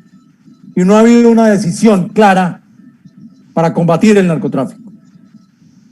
Tristemente, nos toca todos los días ver soldados y policías como erradicadores manuales cayendo y perdiendo sus piernas en campos minados. Eso no puede continuar. Los soldados y los policías no son para arrancar matas de coca. Las poblaciones vulnerables, obligadas a cultivar coca, pueden y deben ser reubicadas y esos cultivos ilícitos deben ser fumigados sin más espera para acabarlos con voluntad, con decisión y pagando el precio que haya que pagar. Pero no podemos continuar en ese tira y afloje. Y menos aún cuando todos los que estamos aquí sabemos que los que cultivan la coca no son quienes se lucran. Porque un kilo de base de coca, que es casi una hectárea, cuesta 1.600.000, casi 2 millones, máximo. Eso se convierte en oro con los dueños de las rutas, que lo compran a 4 millones y lo venden a $35.000 en Nueva York o a 29.000 euros en Rotterdam o en Ámsterdam. Entonces, quienes manejan eso realmente son los dueños de las rutas. Hay que ubicarlos y destruirlos y hay que fumigar los cultivos reubicando a las personas. Ahora, solo podemos lograr recuperación de la seguridad si recuperamos la autoridad. Y para hacerlo, tenemos que darle garantías jurídicas a nuestros hombres. Nosotros no podemos volver a contemplar casos como el de los hombres de Santo Domingo, el de la Fuerza Aérea en Arauca. Casos como los del departamento del Cesar que me tocó vivir a mí, donde los hombres que actuaron legítimamente son sancionados con penas que les acaban sus vidas y sus familias. Se debe recuperar la autoridad y para ello debe restituirse totalmente el fuero militar y totalmente la justicia penal militar dentro de las normas y condiciones que nos exige el Estado Social de Derecho. Las guerrillas deben ser combatidas. Quienes acudieron al proceso de paz y lo cumplieron, que sean bienvenidos a la sociedad. Quienes no cumplieron son objetivos legítimos y deben ser objetivo de todo el rigor de las fuerzas militares, sin contemplaciones en cualquier rincón del país. Por último, voltear la vista al campo. Esta pandemia, más las anteriores graves cifras de pobreza y desempleo, originan otra clase de violencia. Nosotros debemos voltear esa mirada al campo. Todos creo que descendemos de campesinos. Colombia es esencialmente un país agrícola. Miren cómo después de casi 5 meses, a pesar de ser los más olvidados, los más rechazados, los más maltratados, los campesinos no han interrumpido la cadena alimenticia en nuestras mesas. Me quedan 30 segundos, mi coronel. Perfecto, mi coronel. Es inevitable descentralizar el poder, delegar funciones, mas no responsabilidades para salir de esta situación. Muchas gracias, mi coronel. Mi general Mendieta, por favor. Sí, con relación a la pregunta, por supuesto que el pronóstico no es el mejor, pero como ya se hizo un proceso de paz y en este momento estamos en la consolidación de la paz, aquí es importante señalar que, por lo general, cuando un proceso de paz sea mal hecho, pues viene el recrudecimiento de la violencia. Aquí vemos que se efectuó por parte de los integrantes de la FARC, es decir, tomando 2 nombres, Santrich Márquez, el paisa Romaña y otros ya que me acuerdo, que ellos sabían desde un comienzo que era a salirse del proceso e iban a conformar esas disidencias. Por lo tanto, pensaría que estamos ante una situación difícil porque las FARC tienen representación en el poder político con los congresistas, tienen representación en el Ejecutivo con los diferentes cargos que han accedido, incluso cuando les dieron 1.300 cupos en la unidad de protección. También tenemos que tienen poder económico producto del narcotráfico y poder electoral con un magistrado que allí ubicaron y toda una institucionalidad que se creó como la JEP, la Comisión de la Verdad, la Comisión de Búsqueda de Desaparecidos, donde únicamente hay representación de ellos, podría decir en ese momento. Pero para contrarrestar ese accionar violento por parte de la FARC, hay que irnos al informe Brahimi elaborado para Naciones Unidas. Y aquí lo que necesitamos es fortalecer la fuerza pública, rodearla de medidas jurídicas, operacionales, para que puedan hacer frente a todas estas amenazas, a todas estas acciones violentas que dan todos estos sujetos de todas estas agrupaciones armadas. Por supuesto que es importante señalar que hay, según este informe, detractores en todos estos procesos de paz. Y estos detractores ya los he señalado con nombres y apellidos propios. Por lo tanto, ellos seguirán en las actividades del narcotráfico. Y mientras haya operaciones como en Colombia a gran escala de esta actividad ilícita, pero también de otras, como las minas, el contrabando de armas, la minería ilegal, lo que son las armas, también la injerencia de los países vecinos con el contrabando de armas, con la instalación de bases para los combatientes, pues la situación va a ser supremamente difícil. Por lo tanto, si no se ataca el narcotráfico, ellos seguirán teniendo esa gran fuente para seguir en esa actividad armada, y por eso las disidencias en este momento hacen parte de ese brazo armado, del brazo político que en este momento tienen las FARC. Hoy en día incluso lo estamos viendo en las ciudades, en los últimos operativos que se han realizado aquí en diferentes ciudades del país. Vemos cómo dirigentes de estas disidencias han destinado recursos gracias al narcotráfico y toda esta actividad delictiva, y también han destinado personas de sus grupos y han conformado esos colectivos en las ciudades para ejercer violencia en contra de los ciudadanos. Entonces vea que la situación es difícil porque ya se están desplazando todos estos violentos patrocinados por las disidencias a las ciudades a ejercer actos de destrucción total. Gracias, mi general. Aquí hay un personaje muy importante que insiste en una pregunta que yo creo que es importante para ustedes dos. Uno desde la eventual presidencia de la República y otro como parlamentario, senador y legislador. ¿Cuál es su posición en sus cargos de llegar a ostentarlo frente a 1, Estados Unidos, 2, Venezuela, 3, Cuba? Mi general Mendieta, por favor.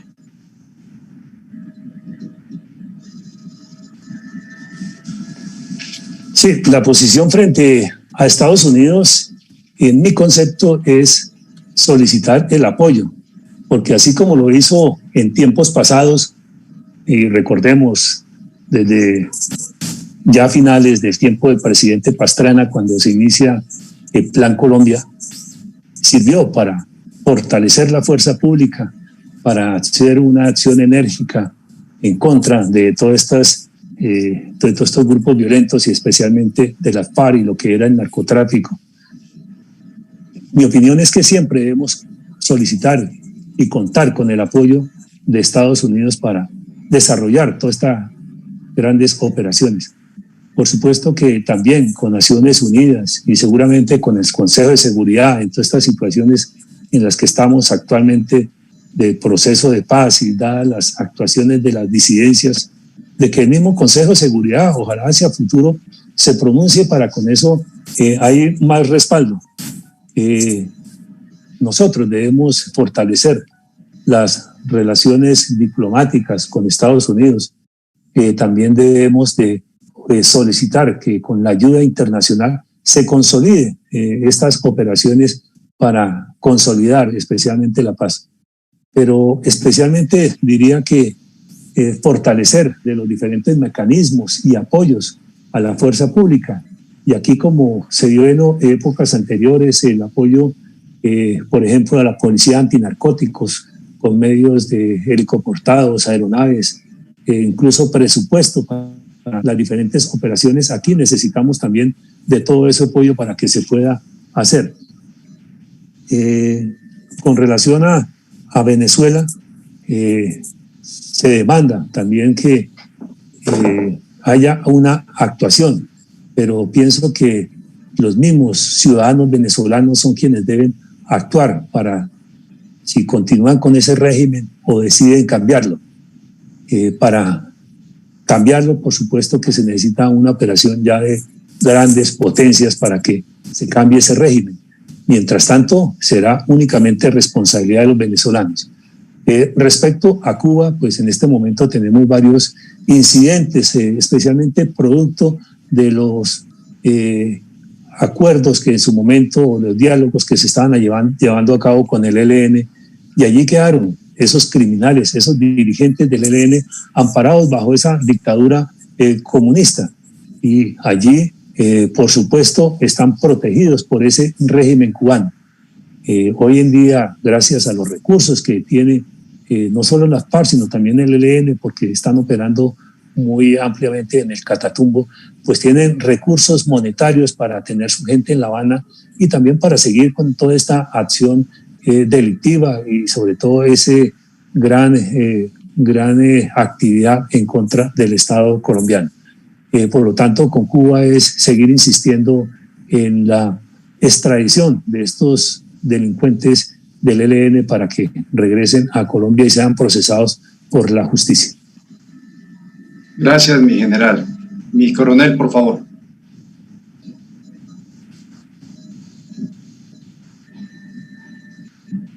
Gracias, mi coronel. Estados Unidos, como primera potencia del mundo y líder en Occidente, es nuestro principal socio en materia económica y en materia de apoyos. No quiere decir eso que se nos obligue a cerrarle las puertas en materia comercial al resto del mundo. Estamos en mora de abrir puertas y ventanas, previendo que no entren moscos y habichuchos como hacemos en nuestras casas. Requerimos una posición más firme de Estados Unidos respecto a la lucha contra el narcotráfico. Esto no puede tener más largas y este es un crimen transnacional en el cual tanto los productores como los máximos consumidores deben tener un compromiso serio para erradicarlo. Estados Unidos, nuestro socio y apoyo. Yo soy un convencido, desde mi formación, de que la diplomacia no puede ser hipocresía con elegancia. Venezuela y Cuba son enemigos naturales de Colombia. Son exportadores de terrorismo. Son culpables de nuestra tragedia. No tiene por qué Colombia tener relaciones diplomáticas con el enemigo. Igualmente con Nicaragua. Es un exabrupto cuidar a nuestros enemigos y tener relaciones con ellos sabiendo el mal y el daño que le están haciendo a la República. Inmediatamente se cierran las relaciones con esos dos países y respecto del régimen de Venezuela ya se debe exigir una actuación, si es del caso militar, para acabar con ese régimen que ya en el Consejo Permanente de las Naciones Unidas, en el Consejo de Seguridad, ha sido considerado violatorio de los derechos humanos y genocida. Entonces, es momento de actuar. Colombia no puede ser ajena porque está en juego la seguridad de la región, no solo la seguridad en Cúcuta, norte de Santander y Cesar, la seguridad de América Latina. Yo creo que los que están en este foro saben que son más de 9 células de Irán que entraron con Venezuela a entrenar los nuevos frentes de las FARC. Entonces, ¿qué estamos esperando nosotros? Gracias, mi coronel. A usted, mi coronel. Aquí quisiera comentar de que es evidente, y no les hago la pregunta porque creo entender su pregunta, que en esa alianza, en esas coaliciones, en esa articulación política que se da entre la reserva, por supuesto que entiendo que se le abre los brazos a exmiembros del DAS, exmiembros del IMPEC, por supuesto, a oficiales profesionales de la reserva de ambas fuerzas, tanto policiales como militares. Yo quisiera saber si estamos de acuerdo con esa perspectiva de ustedes dos, o si solamente se va a llamar a los que estuvieron bajo banderas de las instituciones respectivas. Mi coronel Mejía.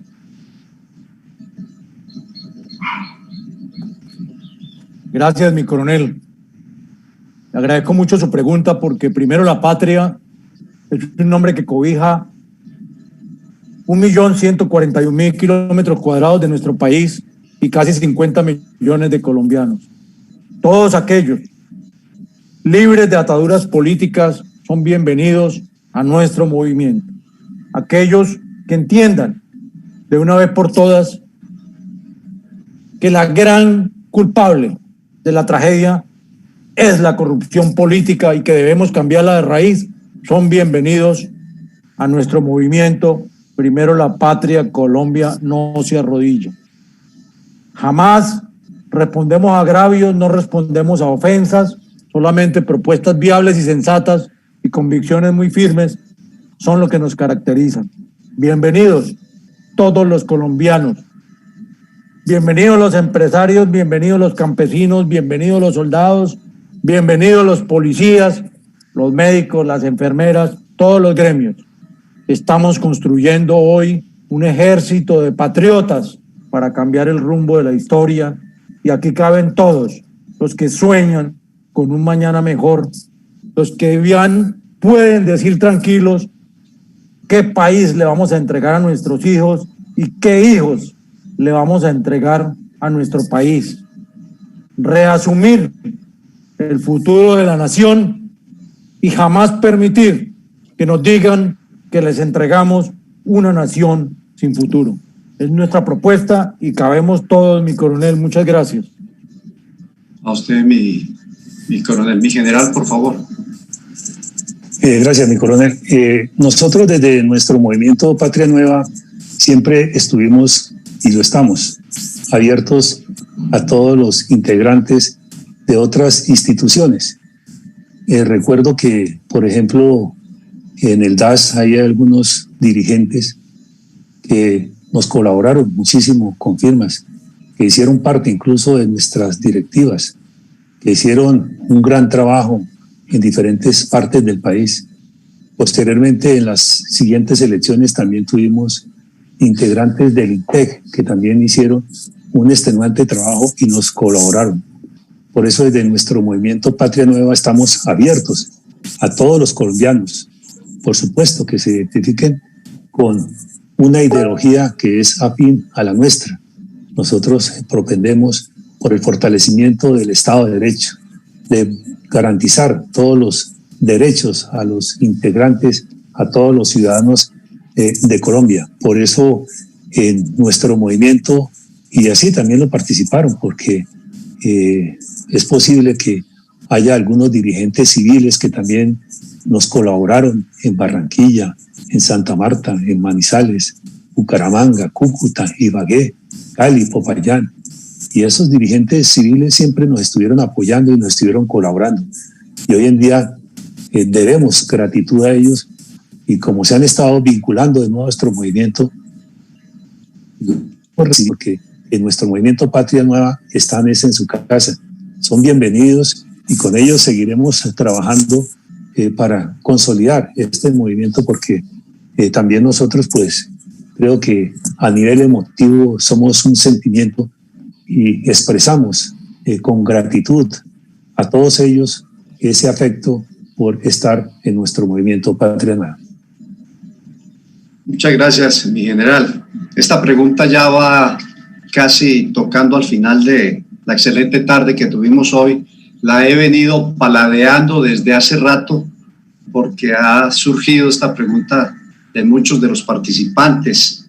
Y ya que estamos hablando que ambos tocan temas tan vitales para el futuro de la Reserva Activa, el futuro político de la Reserva Activa, que a mi modo de ver es el futuro de la patria, evidentemente.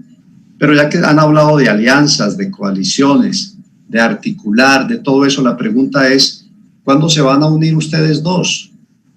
¿Cuáles son las condiciones para que el uno les tienda la mano al otro, armonicen intereses y que primero la patria y Patria Nueva vayan en un frente común, que sería un ejemplo de paradigma para toda la cantidad de organizaciones que están floreciendo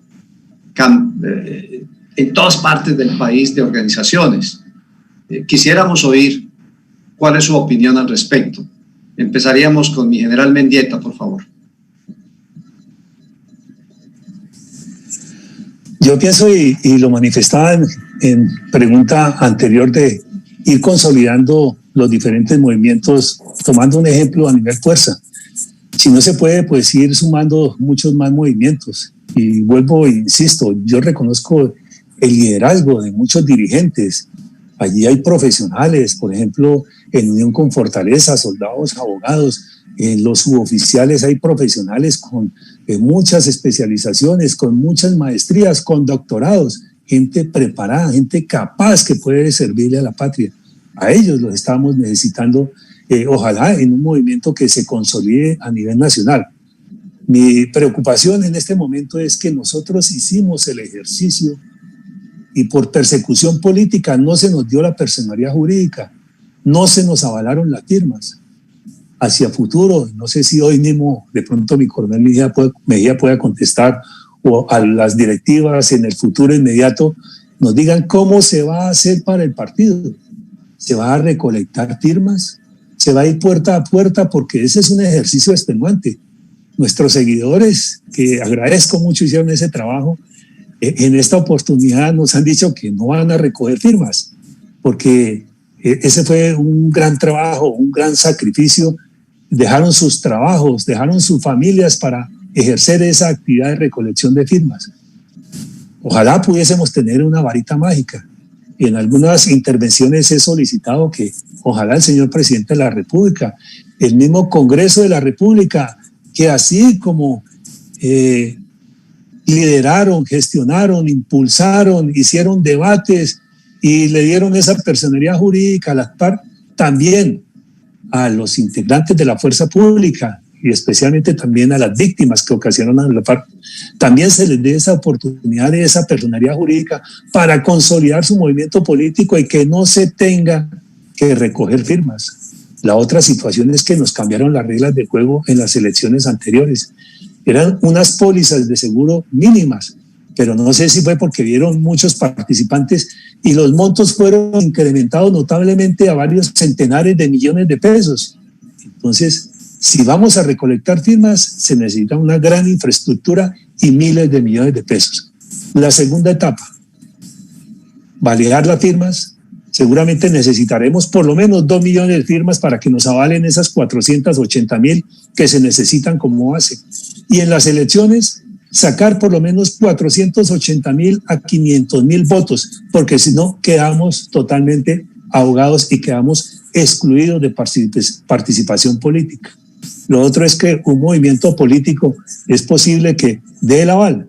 Ahí sí yo he dejado en libertad a todos los seguidores de Patria Nueva y en el momento de consolidar una unión con mi coronel Mejía y otra cantidad de movimientos, que sea democráticamente entre todos, que elijan qué movimiento, en qué movimiento podamos estar incluidos. Ahora, ¿será que esos movimientos políticos con la participación de las élites, y es posible que con algunos acuerdos programáticos nos darán los avales? ¿Será posible que nos den 4 o 5 avales para Senado, que nos darán los avales para las cámaras a nivel departamental? No sé, pero ojalá quisiéramos tener esa fórmula mágica para que esto se solucionara. Pero creo que es competencia en este momento y decisión especialmente de cómo se va a hacer para consolidar ese movimiento político. Gracias, mi general. Mi coronel, por favor. Gracias, mi coronel. Tuve la oportunidad de hablar personalmente con mi general Mendieta, personalmente no, vía telefónica en estos días. También me gustó escuchar sus inquietudes. Quiero hacerle ver a todos, queridos compatriotas, que la unión es la que nos va a hacer fuertes.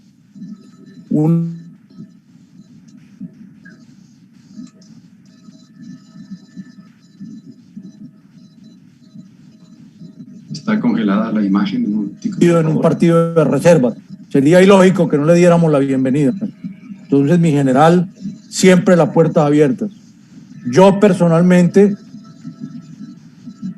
jamás permitiría que el movimiento de reservas donde yo estoy tenga alianzas o coaliciones con partidos políticos tradicionales. Repito, yo soy consciente, y lo digo con certeza, que la culpable de todas las tragedias de Colombia es la clase política corrupta durante 200 años. Y mal podría yo violar mis principios y aparecer de la mano de un partido político. Créame que si la reserva se une para ese fin, Hernán Mejía, con toda la generosidad, da un paso al lado, porque de eso estamos hechos.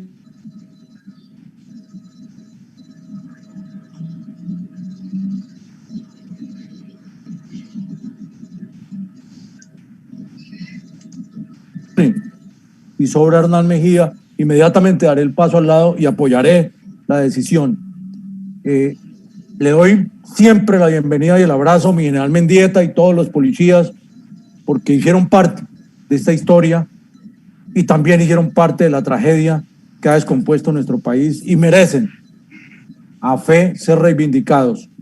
Entonces, en primero la patria cabemos todos y cabe la patria nueva también. Entonces, mi gran abrazo a mi general, gracias por esa pregunta, mi coronel Marulanda, y seguimos ahí de pie esperando que todos los días sumemos más y dividamos menos. Bueno, gracias mi coronel Mejía. Ya vamos tocando al final de esta interesante tarde. No quisiera yo despedir esto sin hacer unos breves comentarios.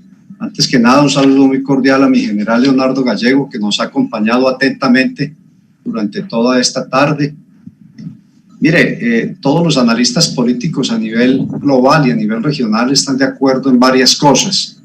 Primero, los partidos se acabaron. Los partidos tradicionales, tal como los conocimos, están hechos hilachas, no solamente en Colombia, en toda la región, en América Latina. Lo que hay ahora son movimientos, son alianzas, son acuerdos, son coaliciones. Desde ese punto de vista, consultando esa realidad política, es no cuestionable, pero sí bastante preguntable si el oriente, el norte debe ser la creación de un partido. Ya mi general Mendieta nos ha explicado de qué manera esas organizaciones pueden ser fácilmente desbaratadas por decisiones del Ejecutivo que en un momento a otro pueden cambiar las reglas del juego. En segundo lugar, el cambio del vocabulario que debemos manejar en la reserva es fundamental.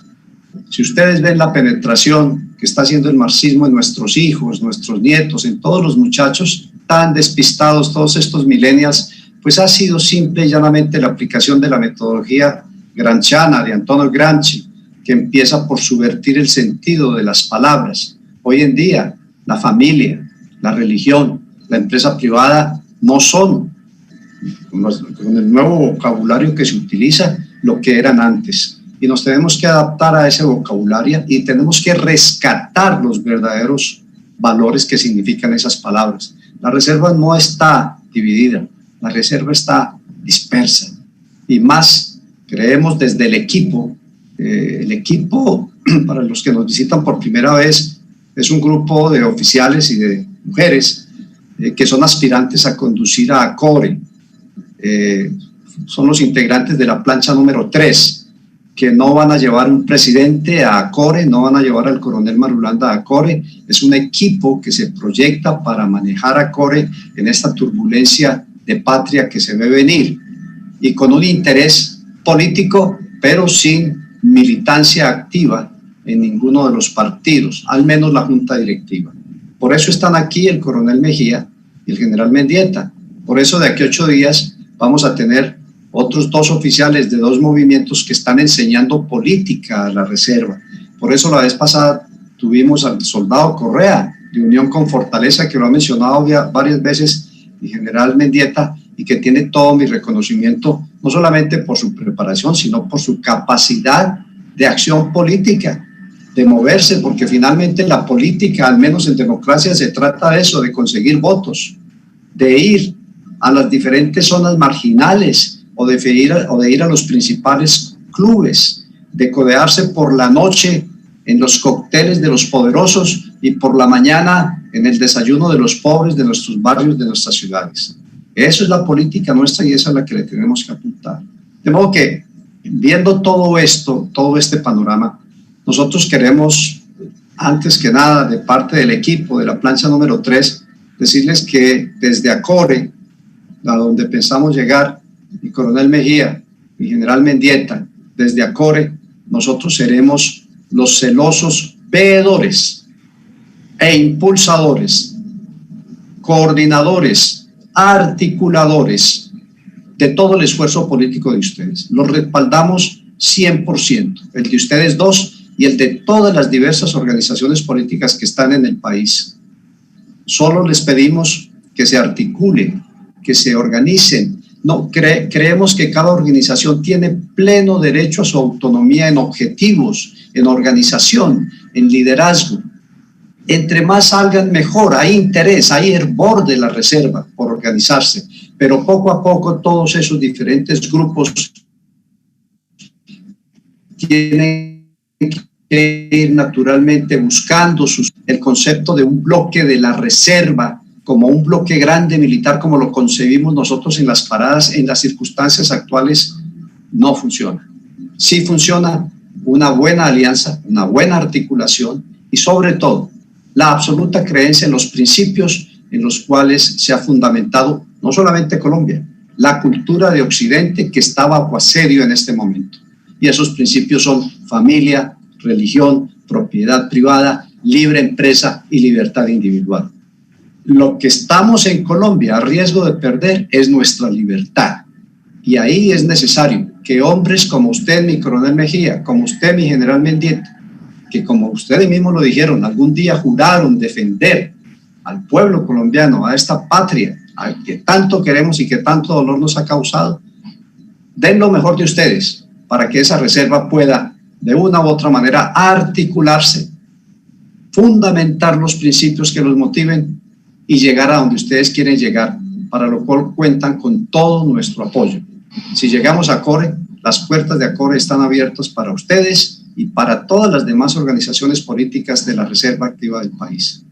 Con estas palabras nosotros queremos agradecerle de nuevo a mi coronel Mejía su tiempo, a mi general Mendieta su tiempo, a los señores generales, a las damas que nos acompañan, a los señores coroneles, oficiales, suboficiales. Hemos mantenido una audiencia de 100 personas durante estas 2 horas, de modo que ha sido muy interesante. Queremos invitarlos el próximo martes a las 4 de la tarde, donde tendremos otro foro de estas condiciones para que vamos creando conciencia entre todos nosotros sobre, primero, la realidad que vivimos, segundo, la urgencia que estamos enfrentando y tercero, la necesidad de que nosotros, los soldados y policías de Colombia, demos un paso al frente y hagamos algo por esta patria que tanto nos ha dado. Muchas gracias a todos y muy buenas tardes.